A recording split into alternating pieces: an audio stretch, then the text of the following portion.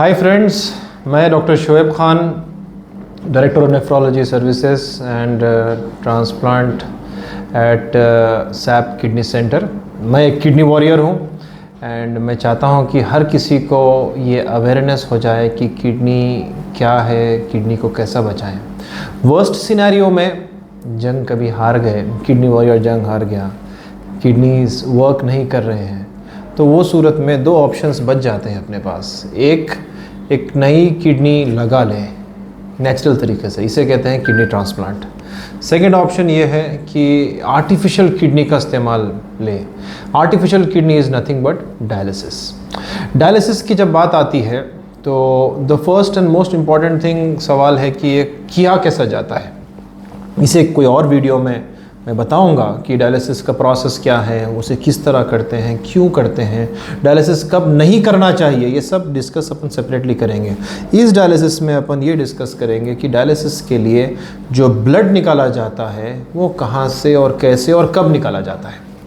तो डायलिसिस के लिए सबसे इम्पॉर्टेंट है ब्लड जाएगा मशीन में तो ही साफ़ होगा, उसके बाद में वापस आएगा।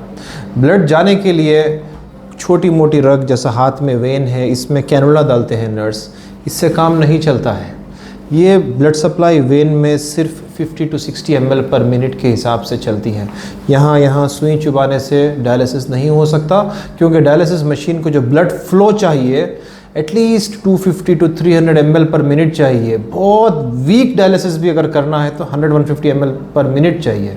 तो ये छोटे वेन्स आपको ब्लड सप्लाई नहीं दे सकते। So you need a bigger when. Bigger when के लिए हिस्टोरिकली पहले लोग जो है छोटे से बड़े कैनुलास बनाते थे, उसके बाद में फिर इवेंचुअली वो जो है प्लास्टिक का ट्यूब जाके कांच का ट्यूब हुआ, फाइनली लास्ट में फिस्टुला, जो नेचुरल तरीका है। फिस्टुला मतलब दो वेसल्स को जोड़ देना।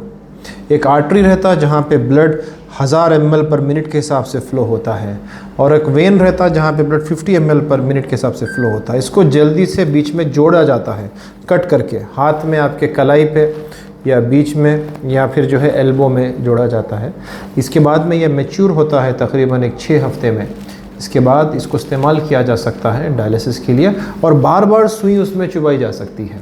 जब सुई चुभाएंगे उसका गेज 16 गेज रहता है, काफ़ी मोटा रहता है वो नीडल, उसके ज़रिए से खून निकाला जाता है, मशीन में जाके साफ़ होके वापस आता है। ये डायलिसिस का नेचुरल एक्सेस हो गया। इसे कहते हैं AV fistula, arterio Venus fistula, एक होल आर्टरी और वेन में कनेक्शन, आर्टीरियो वीनस फिस्टुला। ये फिस्टुला, इसका इन्फेक्शन रेट 0 होता है क्योंकि आपके बॉडी के अंदर होता है। बाज़ लोग कहते हैं कुछ मशीन बिठा दिए, कोई मशीन नहीं होता है। वो बस आपकी आर्टरी डायरेक्टली जो वेन में मिलती है तो इसका वाइब्रेशन जनरेट होता है। तो जब टच करते हैं कुछ वाइब्रेशन फील होता है, कुछ ऐसा साउंड आए सर का, इसे थ्रिल कहते हैं। इसे मतलब फिस्टुला अलाइव है, और ये fistula is a life line of a dialysis patient. तो फिस्टुला के ज़रिए डायलिसिस इजीली कर सकते हैं, इन्फेक्शन रेट 0 रहता है और फिस्टुला लाइफ लॉन्ग रहता है। हाँ, अगर ट्रांसप्लांट हो गया, 1 साल सक्सेसफुल ट्रांसप्लांट चल रहा है, then you can think of closing it also, वो होल को बंद कर सकते हैं।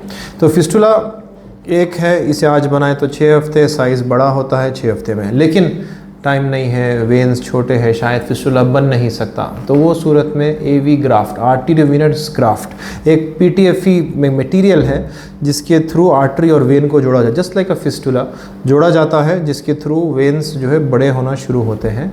इससे भी डायलिसिस किया जा सकता है। इसमें 6 हफ्ते तक वेट करने का ज़रूरत नहीं, इसमें जो है अपन बाज़ वक़्त 2 या 3 हफ्ते के अंदर ही स्टार्ट कर सकते हैं डायलिसिस। ये एक एडवांटेज है, बट ये कॉस्टली है और लाइफ लॉन्ग नहीं है। साल 2 साल 3 साल में फिर ये ख़राब हो जाता है, फिर ज़रूरत पड़ती है आपको फिस्टुला की। इमरजेंसी डायलिसिस करना है, अब डायलिसिस फिस्टुला बनाए नहीं, 5 क्रिएटिनिन था, डॉक्टर साहब ने बोला बनाए नहीं, या पता नहीं अपने को अचानक से क्रिएटिनिन 12 हो गया, या ICU में एडमिट है किसी इन्फेक्शन की वजह से या हार्ट के प्रॉब्लम की वजह से आपका क्रिएटिनिन बढ़ गया और यूरिन नहीं आ रहा है, या पोटेशियम बहुत ज़्यादा हो गया, एसिड लेवल बहुत ज़्यादा हो गया, देन यू नीड डायलिसिस। ऐसे सिचुएशन में, इमरजेंसी सिचुएशन में हाथ से नहीं कर सकते क्योंकि इसे 6 हफ्ते चाहिए। इमरजेंसी के लिए डायलिसिस कैथेटर से डाले जाते हैं। इंटरनल जुगुलर वेन यहाँ नेक में रहता है, राइट साइड पे, लेफ्ट साइड पे। ये most common and preferred site है, स्पेशली राइट वाला। ये यहाँ पे जब डालते हैं ट्यूब सीधा हार्ट तक जाता है, ब्लड इजीली निकाला जा सकता है, डायलिसिस मशीन में साफ़ किया जा सकता है, वापस लाया जा सकता है। तो टेम्पररी कैथेटर्स डालते हैं नेक में, या फिर जो है सबक्लेवियन वेन्स में, या फिर जो है पैर में जो है फीमोरल वेन में डाला जाता है। ये कॉमन साइट्स हैं जहाँ पे कैथेटर्स डालते हैं, जिसके ज़रिए अपन लोग डायलिसिस करते हैं। अब ये कैथेटर्स जो डालते हैं, इसका फ्यूचर क्या है, कब तक चलना, कैसा चलना, इसको मेरी नेक्स्ट वीडियो में ज़रूर जो है डिटेल में बताऊंगा। And don't forget to like and subscribe our channel and stay tuned to all the action of kidney warriors. Thank you.